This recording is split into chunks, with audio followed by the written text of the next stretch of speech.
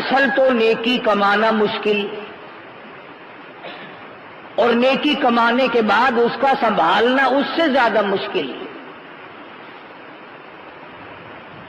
جیسے دولت کا چوروں سے بچانا، ڈاکوؤں سے بچانا، جلنے سے بچانا، نقصان سے بچانا بڑا پریشان کن مسئلہ ہے، اس سے کہیں زیادہ نیکی کر کے اس کا آخری دم تک سنبھالے رکھنا بڑا مشکل ہے۔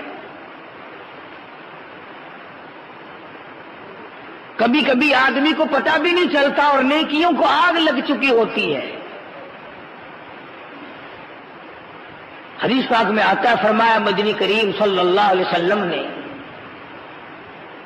مسجد میں دنیا کی باتیں کرنے سے آدمی کی نیکیاں جل کر خاک ہو جاتی ہیں۔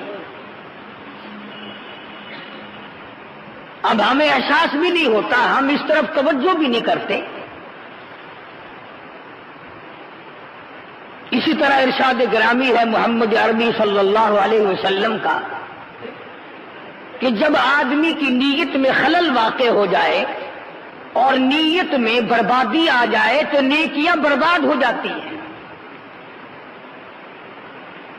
اور کچھ نیکیاں ایسی ہیں جن کے بارے میں قرآن کریم کہتا یا ایھا الذین آمنو، فرمایا ایماندارو، لا تبطلوا صدقاتکم بالمن والعذا،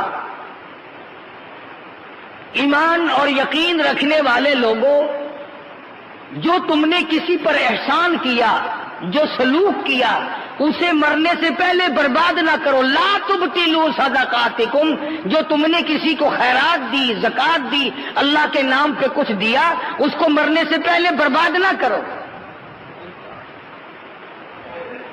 اب سوال یہ ہے کہ برباد کیسے ہو گیا؟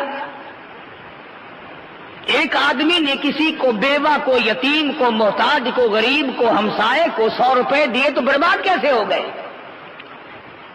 قرآن کریم نے فرمایا یا ایھا الذین آمنوا، ایمان والو، لا تبطلوا صدقاتکم بالمن والعذا، اپنے لینے دینے کو، اپنی خیرات کو، اپنی زکات کو، اپنے سلوک کو، اپنے لوگوں کے ساتھ مروت کو برباد نہ کیا کرو۔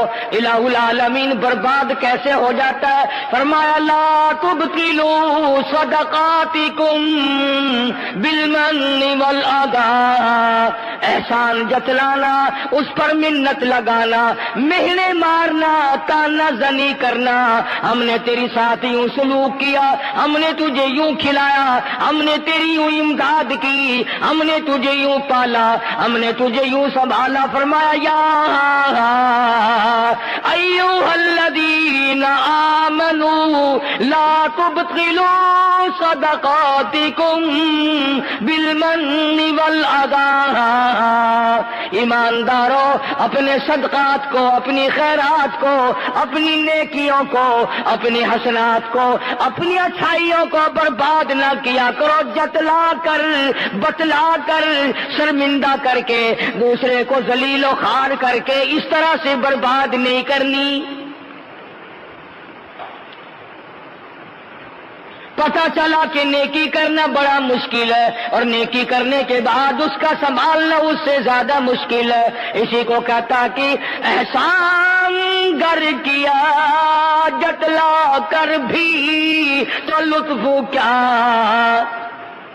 احسان گر کیا جتلا کر بھی تو لطف کیا، اس طرح سے دے کہ دست گدا کو خبر نہ ہو، جس کو دے اس طرح سے دے، سجے ہاتھ سے دے رہا تو کھبے کو پتہ نہ چلے، سخی نہ بنتا پھرا کر، حاتم تائی نہ بنا کر، لوگوں میں جتلایا نہ کر، ذکر و اذکار نہ کیا کر۔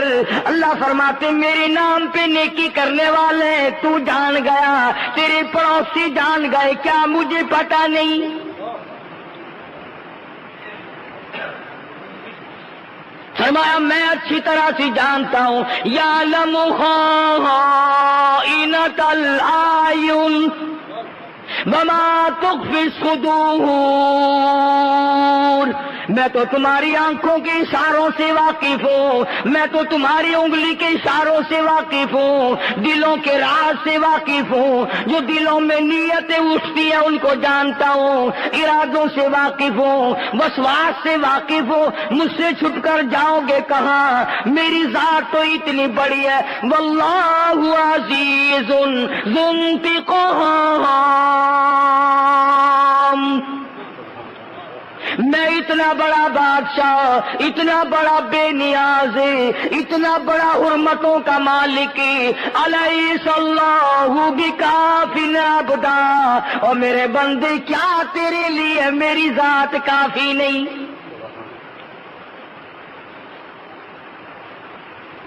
فرمایا نیکی ضائع نہ کیا کر، بڑی مشکل بنتی ہے نیکی، اور اگر بن گئی تو اس کو آگ نہ لگا، اسے برباد نہ کر، اسے تباہ نہ کر، اسے ختم نہ کر، قبر میں کام آئے گی، حشر میں کام آئے گی، پرسرات کے وقت کام آئے گی، موت کا جھٹکا لگتے وقت کام آئے گی۔ اللہ پاک فرماتے ہیں یہ تو وہ گارنٹی ہے، یہ تو وہ کرنٹ ہے، یہ تو وہ تیرا ساتھی ہے دین اور ایمان اور یقین، کہ کسی وقت سارا گھر تجھ سے الگ ہو جائے گا، یہ قبر میں بھی تجھ سے دور نہ ہوگا۔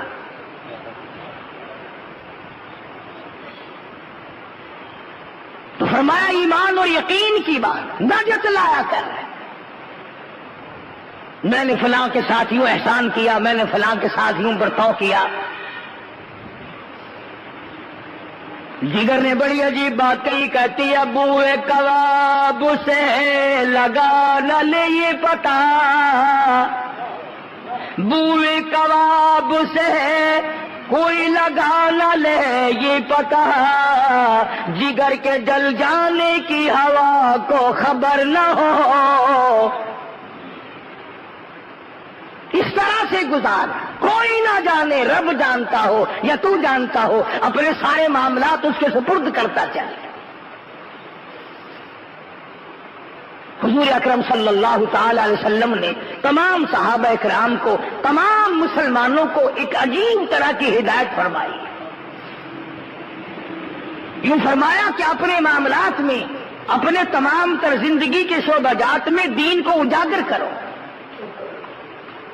تاکہ دائیں بائیں اور تمام لوگوں کو یہ پتہ چل سکے کہ ہمارے ساتھ چلنے والا مسلمان ہے، ہمارے ساتھ معاملات کرنے والا مسلمان ہے، ہمارے ساتھ سارے برتاؤ کرنے والا مسلمان ہے، یعنی بغیر پوچھے نام تیرا نہ جانتا ہو، تیرے کام سے یہودی یہ سمجھے کہ یہ مسلمان ہے، عیسائی یہ سمجھے کہ یہ مسلمان ہے۔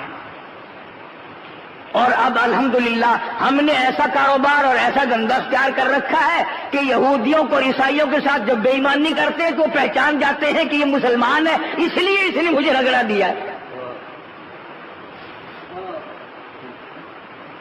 حضرت امام ابو حنیفہ رحمۃ اللہ تعالی علیہ عجیب زندگی کے مالک ہیں، 53 حج اپنی عمر میں ادا فرمائے، 53، اور کئی حج ایسے ہیں جو گھر سے لے کر بیت اللہ تک آنا جانا پیدل سفر کیا۔ ان حضرات کو نیکیوں کی قدر تھی اور ڈرتے تھے آخرت سے کہ ہمارے ساتھ نہ معلوم کیا مواخذہ پیش آ جائے گا۔ تو امام ابو حنیفہ رحمۃ اللہ علیہ کو اللہ پاک جل شانہ نے اتنا تقویٰ دیا تھا، اتنی پرہیزگاری عطا فرمائی تھی، اندازہ لگاؤ وہ آدمی کتنا نیک ہوگا جس نے 40 سال تک عشاء کے وضو سے فجر کی نماز پڑھی۔ آج تو یقین بھی نہیں آتا، میرا گپ معلوم ہوتا ہے، میرا جھوٹ معلوم ہوتا ہے کہ ہو ہی نہیں سکتا۔ گرمی، سردی، صحت، تندرستی، آرام، دکھ، درد، 40 برس تک عشاء کے وضو سے فجر کی نماز۔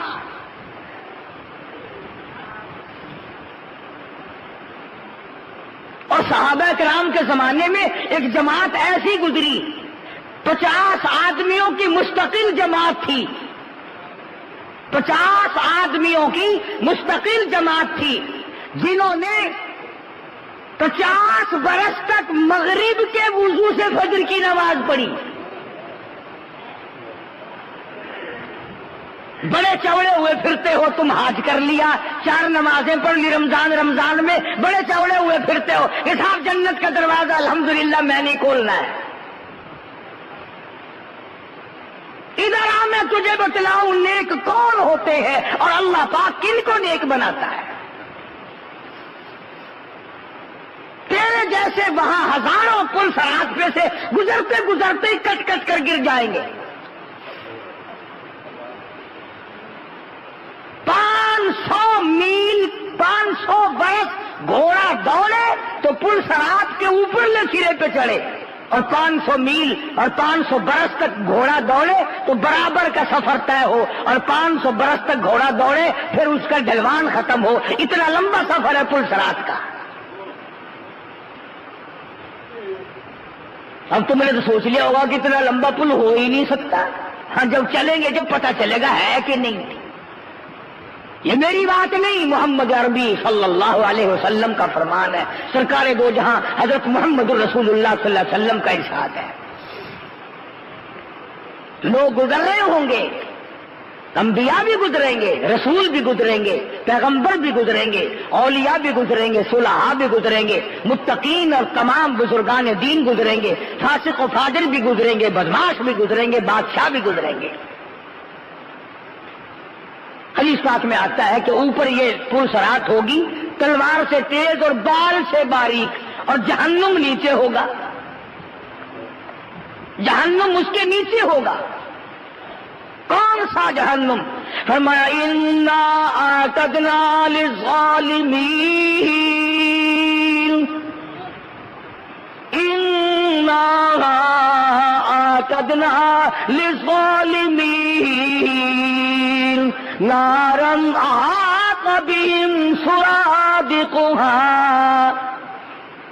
وَإِن يَسْتَغِيثُوا يُغَاثُوا بِمَاءٍ كَالْمُهْلِ يَشْوِي الْوُجُوهُ بِئْسَ الشَّرَابُ۔ آج تو بڑا سوکھا معلوم ہوتا ہے، نماز نہ پڑھو کوئی بات نہیں، روزہ نہ رکھو کوئی بات نہیں، کسی کی عزت پہ ڈاکہ ڈالو کوئی بات نہیں، کسی کا مال چرا لو کوئی بات نہیں، کسی کے ساتھ فراڈ کرو کوئی بات نہیں۔ اللہ پاک فرماتے ہیں میں اپنے بینک میں جمع کر رہا ہوں، تمام حالات کو نوٹ کر کے رکھ رہا ہوں، دستاویز پوری کی پوری بن رہی ہے، مثل تیار ہو رہی ہے، ادھر نوٹ آئے گی ادھر آواز لگے گی اقرا کتاب کی، پڑھ اپنی کتاب۔ کفا بنفسک الیوم علیک حسیبا، اپنے خود ساتھ خود فیصلہ کرتا چل، تیری کمائی کس قسم کی ہے، تو دھن دولت کس قسم کا کما کے لایا ہے۔ ایسے لوگ کہ مغرب کی وضو سے فجر کی نماز پڑھنے والے 50 آدمی 50 برس تک پڑھتے رہے۔ آج لوگوں کو فرض نماز کی توفیق نہیں، جمعے کی نماز کی توفیق نہیں، حالانکہ حضور اکرم صلی اللہ علیہ وسلم کا فرمان ہے جس نے لگاتار 3 جمعے قضا کر دیے فلیس منا، میری امت سے خارج ہے، میں اس کا نہیں وہ میرا نہیں، اور جس کے وہ نہیں پھر جائے وہ جہنم میں۔ اور ایمانداری کی بات تو یہ ہے کہ بے نماز کے چہرے کو دیکھا کرو، عقل مند آدمی منہ دیکھ کر پہچان لیتا ہے کہ یہ وہ پرانا پاپی ہے، بدماش، نماز نہیں پڑھتا، یہ چہرے سے پتا چل جاتا ہے خدا کے بغاوت کرنے والے کا باغی کا۔ تو امام ابو حنیفہ رحمۃ اللہ علیہ اتنے نیک، اتنے بڑے ولی، اتنے بڑے پرہیزگار، رات کو قرآن کریم کی تلاوت کرتے ہیں، نفلوں میں تہجد کی نماز میں قرآن پڑھتے ہیں۔ ایتا گئی ثم لم یتوبوا فلہم عذاب جہنم، ثم لم يتوبوا فلهم عذاب جهنم ولهم عذاب الحريق۔ فرمایا ذرا ادھر آؤ تو صحیح، تمہیں پتہ چلے گا کس طرح ذلیل کر دینے والا عذاب ہے، جلا دینے والا عذاب ہے۔ وَلَهُمْ عَذَابٌ مُّهِينٌ۔ دیکھو تو صحیح میں تمہیں کیسا ذلیل کرتا ہوں، ساری دنیا تمہارے منہ پہ تھوک کے جائے گی۔ فرمایا جسے میں ذلیل کر دوں اسے عزت دینے والا کون ہے، اور جس کو میں عزت دے دوں اسے ذلیل کرنے والا کون ہے؟ تو امام ابو حنیفہ رحمۃ اللہ علیہ رات کو قرآن کریم پڑھتا ہے ایک اللہ کا بندہ، اللہ اکبر، اس قدر روتے ہیں کہ سارا محلہ اٹھ کے آ جاتا ہے۔ نماز میں جب جہنم کا ذکر آ گیا امام ابو حنیفہ دھاڑے مار کر جو روئے، محلہ اکٹھا ہو گیا، اور ایک دن نہیں روزانہ ایسا ہوتا تھا۔ لوگ پوچھتے حضرت کیا بات ہے؟ فرمایا کرتے تھے جہنم کے انگاروں سے ڈرتا ہوں، جہنم کے انگاروں سے ڈرتا ہوں۔ کون سے انگارے؟ فرمایا کہ دن میں جلنے کے بعد آدمی کا بدن 3 میل لمبا 3 میل چوڑا ہو جاتا ہے، ایک آدمی کا بدن۔ اور تقویٰ پرہیزگاری کا یہ عالم ہے۔ ایک آدمی نے نہر میں غسل کیا، وہ غسل کر رہا ہے، یہ اس سے کافی دور آگے جدھر پانی بہہ کر جا رہا ہے وہاں وضو فرمانے لگے، تو جب پانی اٹھا کر منہ کی طرف کیا کلی کے لیے تو واپس پھینک دیا، اور جدھر سے پانی آ رہا تھا ادھر چلے۔ ایک آدمی کو غسل کرتے دیکھا جوان کو، فرمایا اتق اللہ اتق اللہ اتق اللہ، ڈر اللہ سے، ڈر جا خدا کے قہر سے۔ وہ کہنے لگا کیوں؟ اللہ اکبر، امام ابو حنیفہ رحمۃ اللہ علیہ فرمانے لگے تو زنا کر کے اس نہر میں غسل نہیں کر رہا ہے، بدکاری کر کے آیا ہے تو اس نہر میں غسل کر رہا ہے۔ وہ کہنے لگا جی آپ کو کیا پتا؟ فرمایا میں نے جب پانی اٹھایا کلی کرنے کے لیے تیرے بدن سے لگ کر پانی گیا ہوگا نا، تو پانی سے زنا کی بدبو آ رہی تھی، پانی سے زنا کی بدکاری کی بدبو آ رہی تھی۔ میں اس لیے تجھے ہمدردی کے طور پر کہنا آیا ہوں اتق اللہ، ڈر اللہ سے۔ اور اس لیے ارشاد فرمایا مدنی کریم صلی اللہ تعالی علیہ وسلم نے قیامت کے دن 7 آدمی عرش کے سائے میں ہوں گے، 7 آدمی عرش کی چھاؤں میں ہوں گے، 7 آدمی رب العالمین کے مہمان بن کے بیٹھیں گے۔ ایک ان میں سے وہ بھی ہے خوبصورت عورت، کسی کو دعوت دے ادھر آ جا، اور وہ آگے سے کہہ دے مرد انی اخاف اللہ رب العالمین، میں تو اپنے رب العالمین سے ڈرتا ہوں۔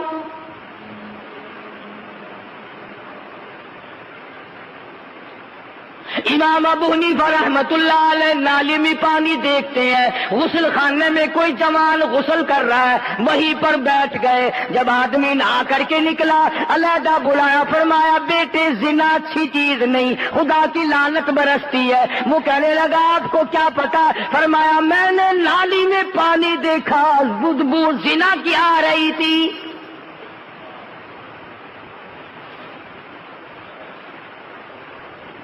جن لوگوں نے اپنی نیکیوں کو سنبھالا اور گناہوں سے بچنے کی کوشش کی، اللہ پاک نے ان کو دنیا ہی میں تمام چیزیں دکھائیں اور بتائیں۔ نیکی سے خوشبو آئی اور بدی سے بدبو آئی۔ بے شمار واقعات ہیں اللہ والوں کے کہ وہ دنیا ہی میں جنت کے مزے لیا کرتے تھے، دنیا ہی میں ان کو مزہ آیا کرتا تھا۔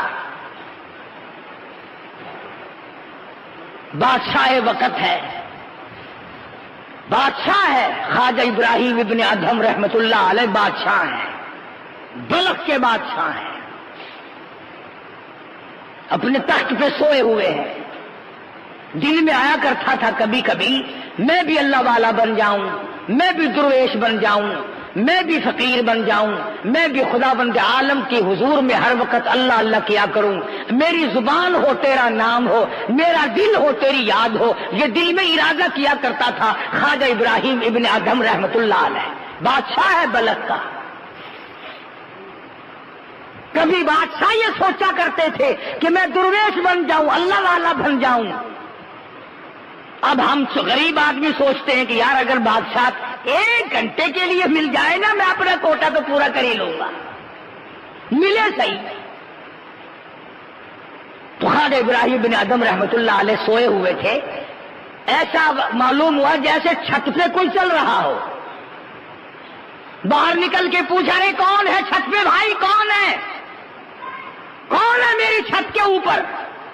تو جواب ملا میرا اونٹ گم ہو گیا، وہ تلاش کر رہا ہوں، میرا اونٹ گم ہو گیا ہے،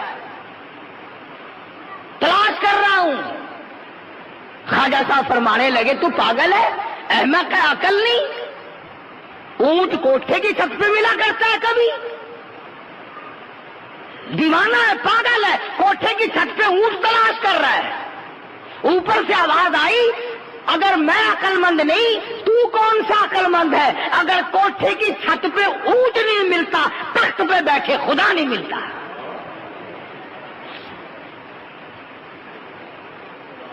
مجھے اگر چھت پہ اونٹ نہیں ملے گا، یاد رکھ شہنشاہی کے تخت پہ بیٹھے بیٹھے تجھے بھی خدا نہیں ملے گا۔ سمجھ میں آ گئی بات؟ چسکے والے لوگ تو تھے نہیں ہے جس کو اللہ کا چسکا پڑ جائے۔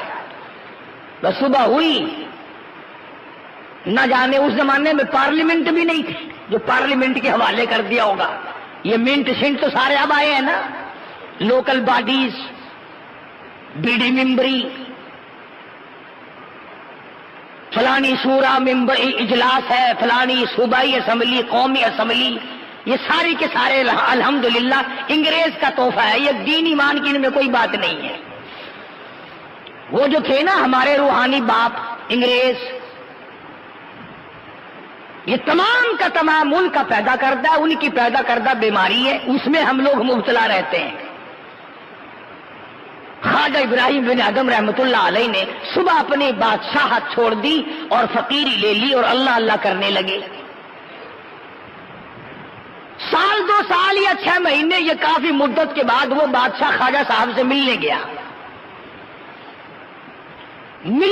بادشاہ اور کہنے لگا کہ حضرت اگر آپ چاہیں تو آپ کی بادشاہت میں آج اور ابھی واپس کر سکتا ہوں،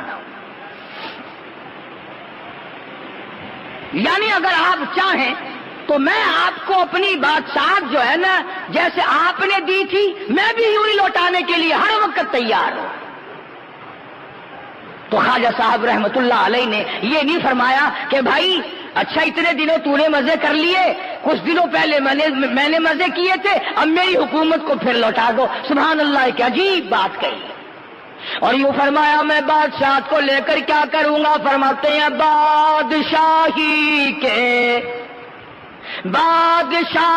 کے لوازم اور ہے، بادشاہی کے لوازم اور ہیں اور گدائی کے نرالے طور ہیں۔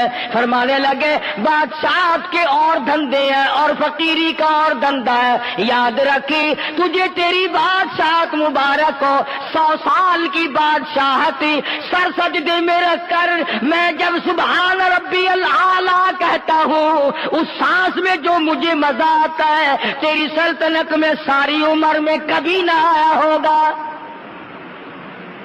1000 سال کی بادشاہت ہو، 1000 سال کی گورنری ہو، جو اطمینان، جو سکون، جو لذت سبحان ربی العظیم میں ہے، جو سبحان ربی الاعلیٰ میں ہے، جو سبحانک اللہم میں ہے، جو لا الہ الا اللہ محمد الرسول اللہ میں ہے، اور جو درود پاک میں ہے، اور جو قرآن کریم کی تلاوت میں ہے، وہ بادشاہت میں مزہ کیا ہو سکتا ہے؟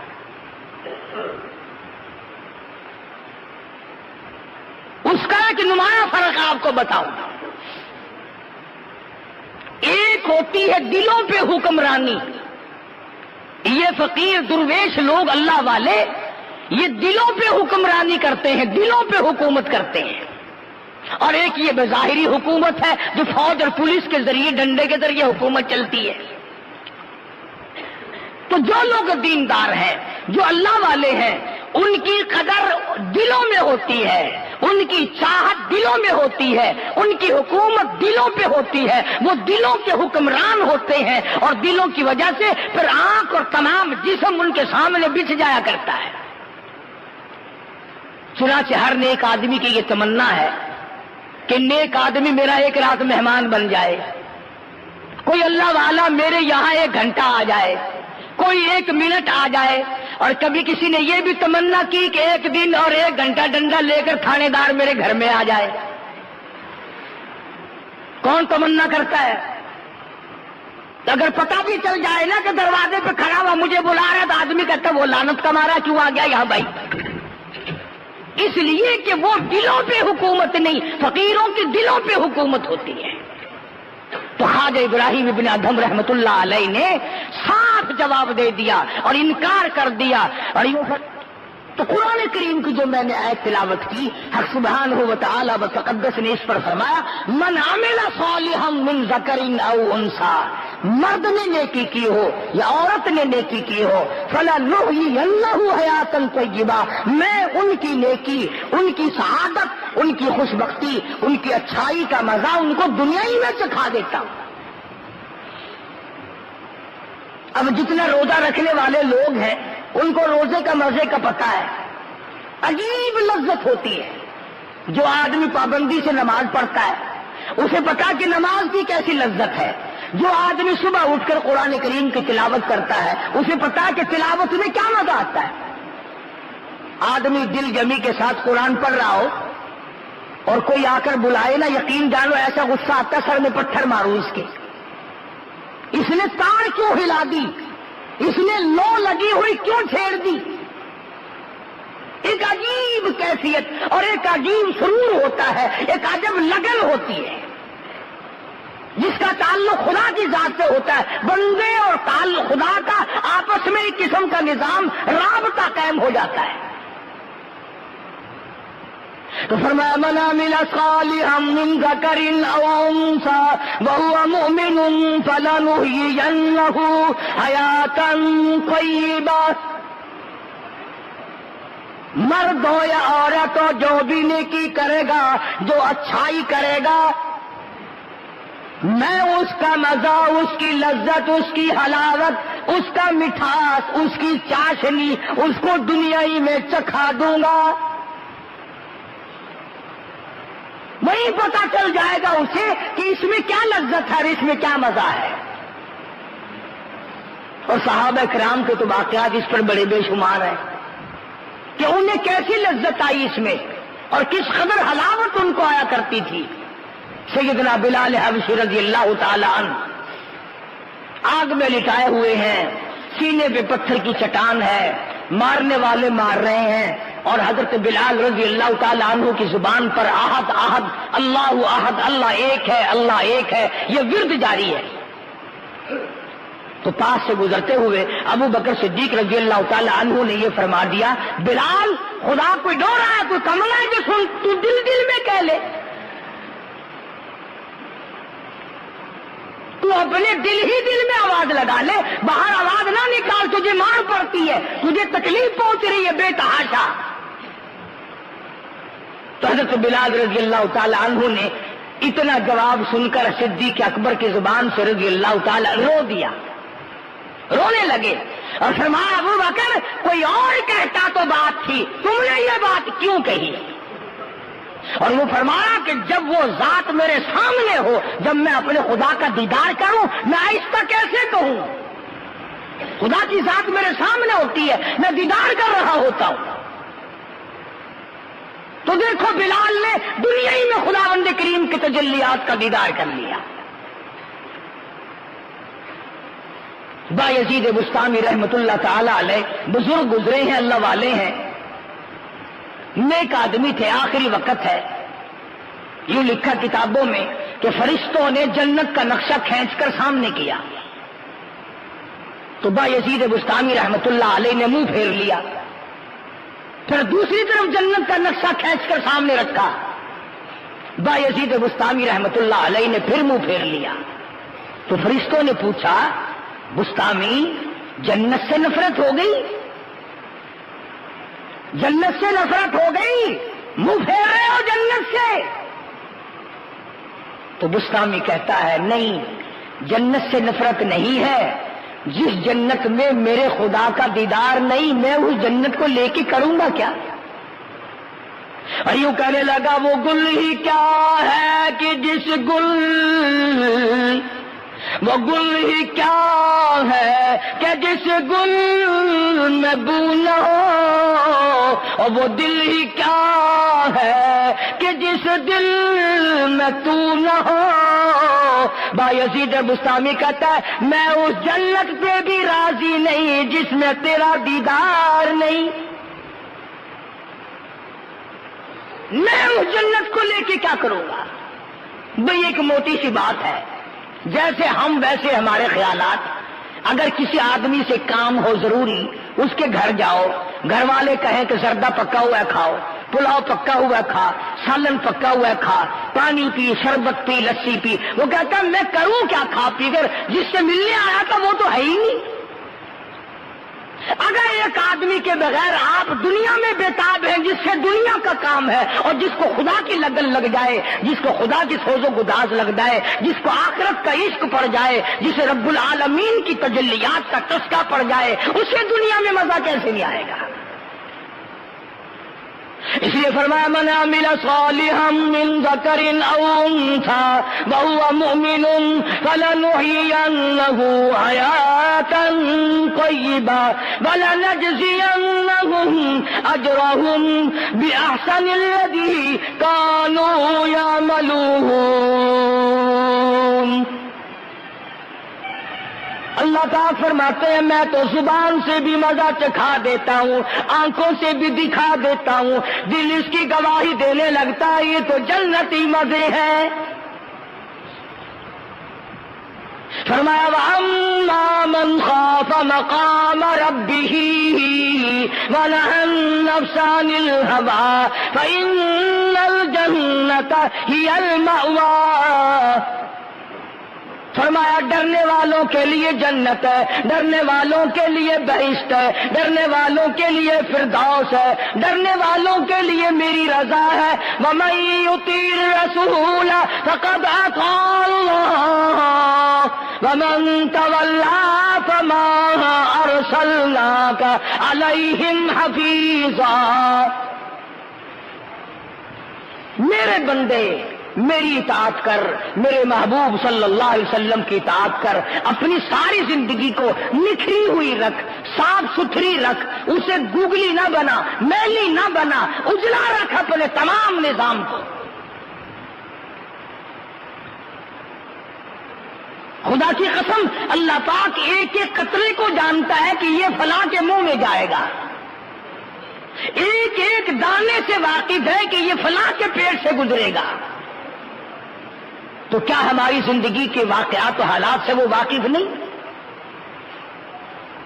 صحابہ کرام رضوان اللہ تعالی علیہ مجمعین کی جماعت کا تو یہ عالم تھا کہ وہ لوگ ہر قدم پہ سوچتے تھے، سانس پوچھ کر لیتے تھے اپنے دل سے کہ کس طرح لوں، کس حالت میں سانس لوں.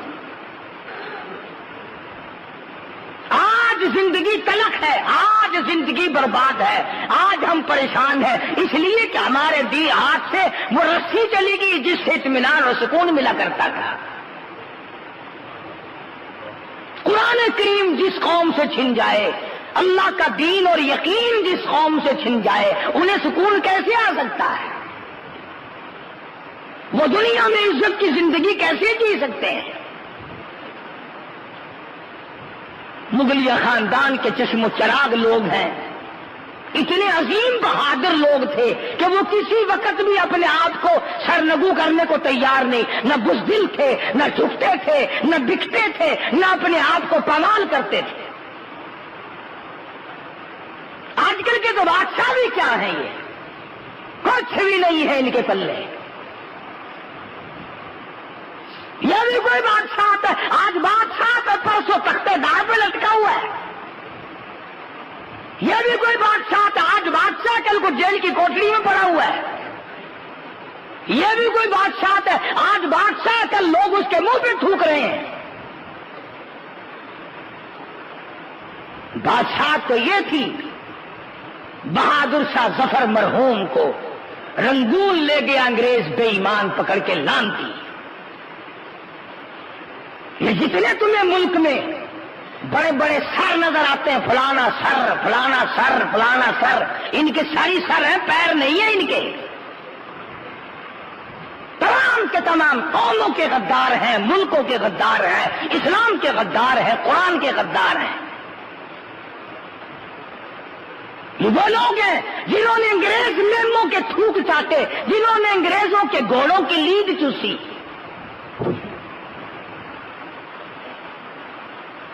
بڑے بڑے قبیلے خاندان پڑے ہیں تمہارے چاروں طرف. یہ کوٹھی ہے جو انہوں نے چاروں طرف ملک میں جگہ جگہ بنا رکھی ہیں، یہ ان کے باپ دادا کی بنوائی ہوئی نہیں، یہ ان کو وراثت میں کہیں سے نہیں ملی، انگریز کا تحفہ ہے سارا.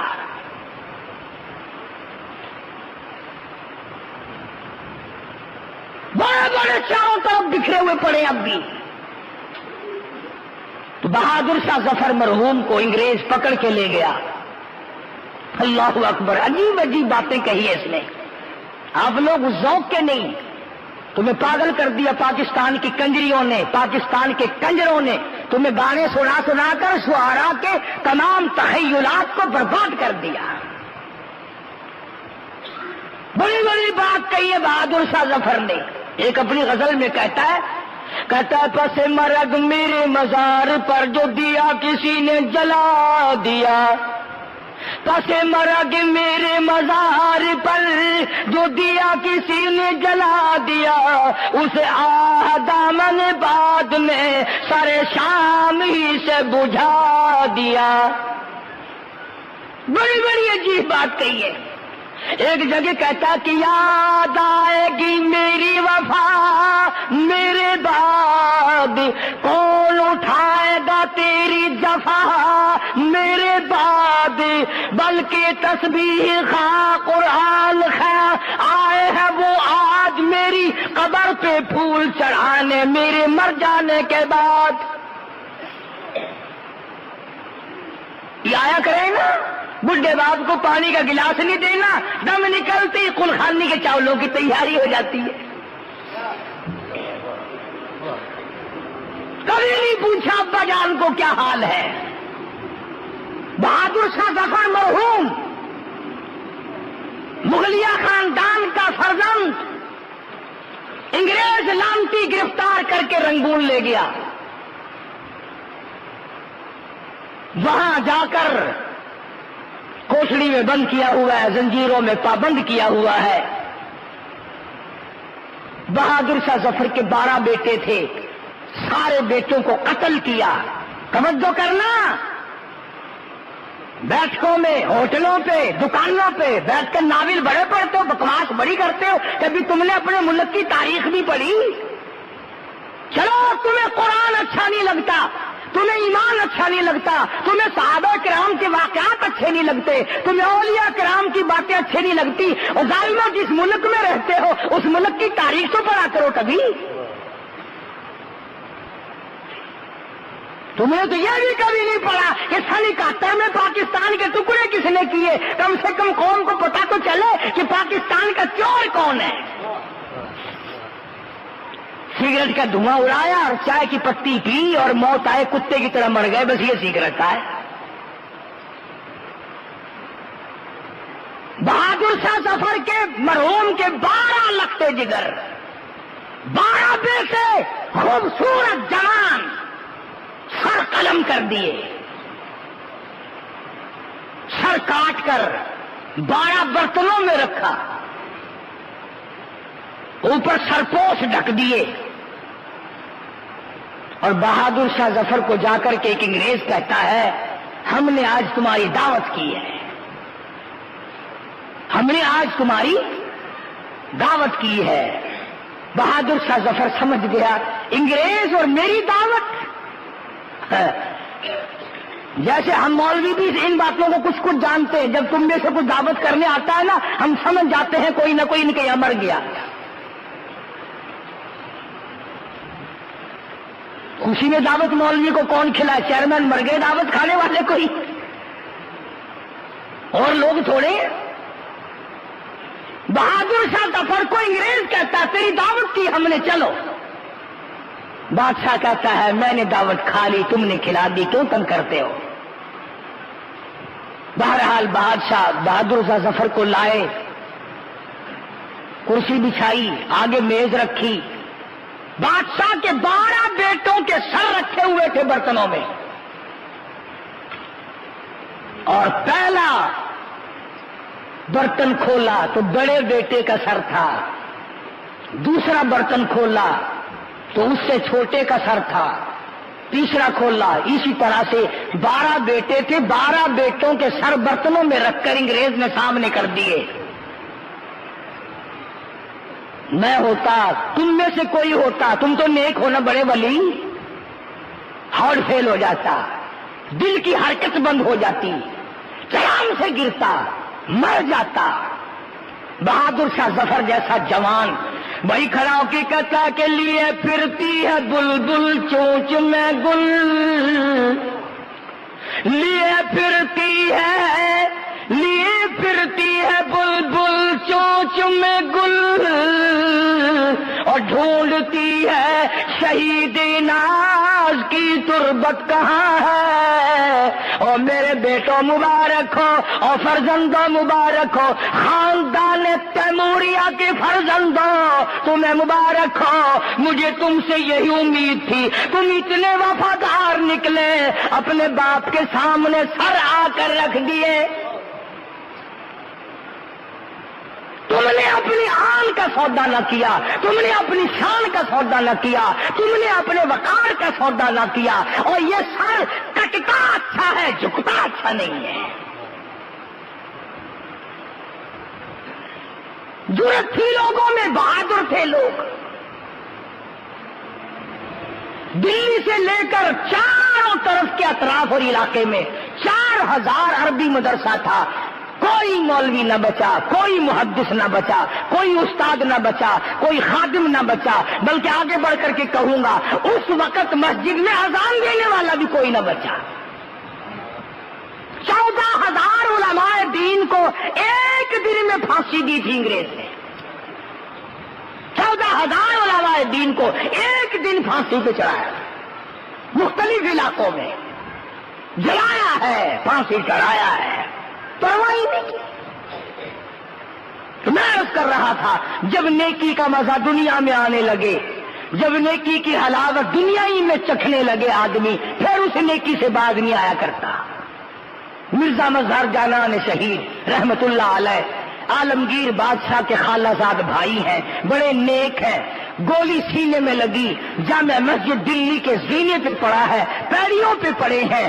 ایک آدمی نے کہا حضرت 3 دن گزر گئے، آگے تو ہر سانس میں درود شریف پڑھا کرتے تھے، اب درود شریف کی آواز نہیں آئی، تیسرا دن ہے ہم نے درود نہیں سنا، کیا بات ہے؟ مرزا صاحب نے جواب دیا سبحان اللہ، فرمانے لگے میرے آقا کی ذات پاک ہے، مدنی کریم صلی اللہ علیہ وسلم کی ذات پاک ہے، 1000 بار بشوم دہن دا مسکو گلاب ہنوز نامے تو گفتن کمال بے ادبی۔ فرمایا اگر میں مسکو عنبر زعفران سے اپنے منہ کو 1000 مرتبہ دھو کر آقا کا نام لوں پھر میں ڈرتا ہوں بے ادبی نہ ہو جائے۔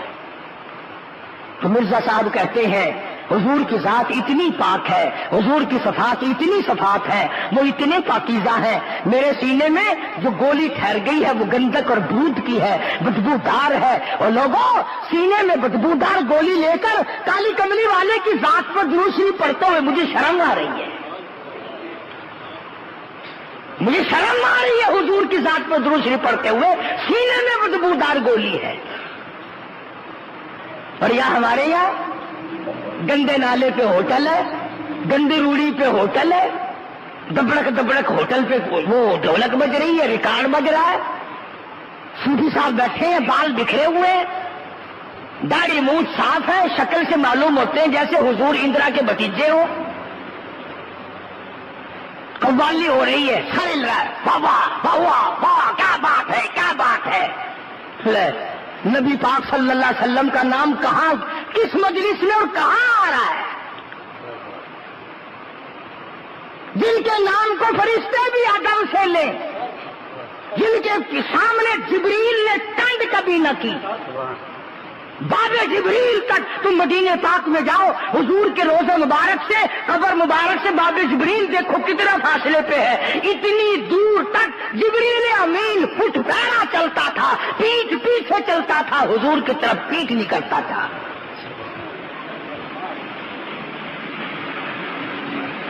اور بے ادب ہمیں بتاتے ہو، تیرے سامنے حضور کا نام کنجری گاتی ہے، بڑے پیسے نکالتا ہے، عشق وہی مزہ آ گیا، سبحان اللہ۔ سرکار مدینہ صلی اللہ علیہ وسلم کا اسم مبارک یوں، تجھ سے تو بہت سے، تجھے حضور کا ادب نہیں، تجھے حضور کی قدر نہیں، مدینے کے اگر تجھے نہیں قرآن سے پتہ نہیں چلتا، تجھے حدیث پاک کی کتابوں سے نہیں چلتا، تجھے صحابہ سے حضور کا پتہ نہیں چلا، تجھے جبریل سے حضور کا پتہ نہیں چلا، اور چلا جا مدینے کے کتے سے پوچھ لے کالی کملی والے کا کیا مقام ہے صلی اللہ علیہ وسلم۔ مدینے کی بلی سے پوچھ لے سرکار مدینہ صلی اللہ علیہ وسلم کے شہر کا گلیوں کا کیا مقام ہے۔ یوں ہی لگے رہتے ہیں بس۔ تو میں عرض کر رہا تھا کہ حضور صلی اللہ علیہ وسلم پر قربان ہونے والے لوگوں کو اپنی نیکیوں کا پتہ دنیا ہی میں چل جاتا ہے۔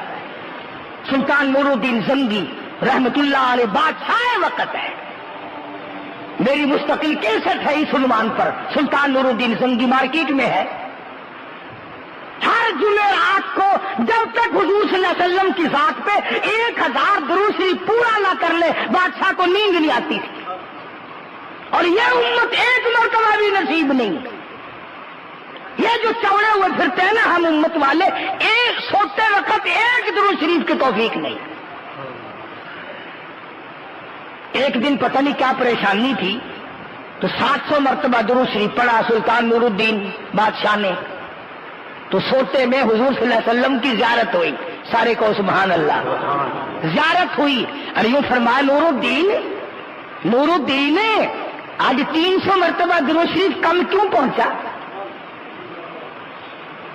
آج 300 مرتبہ درود پاک کم کیوں پہنچا؟ اللہ اکبر، اٹھا ہے، وضو کیا ہے، رویا ہے، اور وہ درود پاک پورا کیا ہے۔ بھائی جس کا سودا منظور ہوگا تو لینے والا کم زیادہ بھی بتانے آئے گا نا، یا سودا تیرا کم نکلا یا زیادہ آ گیا، اور ہمارا تو اصل تو سودا نہیں، سودا ہے تو منظور نہیں، کم ہی جاتی کون بتانے آئے؟ میری معروضات کا مطلب یہ ہے کہ جو نیکی بن پڑے اس کی حفاظت کرو، اس کو سنبھالو، اسے آگ نہ لگاؤ، اسے برباد نہ کرو۔ اس لیے قرآن کریم نے فرمایا من عمل صالحا من ذکر او انثى وهو مؤمن فلنحيينه حیاة طیبة ولنجزینهم اجرهم بأحسن الذی كانوا يعملون۔ فرمایا ہم نیکی کرنے والوں کو یوں ہی بدلہ دیا کرتے ہیں، آخرت میں بھی دیں گے، دنیا میں بھی دیں گے۔ اللہ پاک مجھے اور آپ کو عمل کی توفیق عطا فرمائے۔ وآخر دعوانا الحمدللہ رب العالمین۔ مبارک علی سیدنا مولانا محمد النبی الامی الہاشمی وعلی آلہ واصحابہ برۃ الکرام۔ ربنا آتنا فی الدنیا حسنۃ وفی الآخرۃ حسنۃ وقنا عذاب النار۔ یا اللہ سب بیماروں کو شفا عطا فرما، سب کو کے دکھ دردوں کو دور فرما، سب کی پریشانیوں کو دور فرما۔ انگلینڈ سے خط آیا ہے کہ اس تو سنتے ہیں لوگ پوری دنیا کے، میرا تو کمال نہیں، یہ تو تمہارا کمال ہے۔ اللہ پاک نے ان کو قبولیت عامہ بخشی ہے۔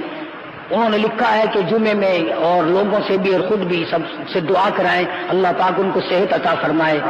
بھائی مشتاق صاحب ہیں، انہوں نے خط لکھا ہے، ان کے کاروبار کے لیے بھی دعا کرو، اللہ پاک ان کو صحت عطا فرمائے۔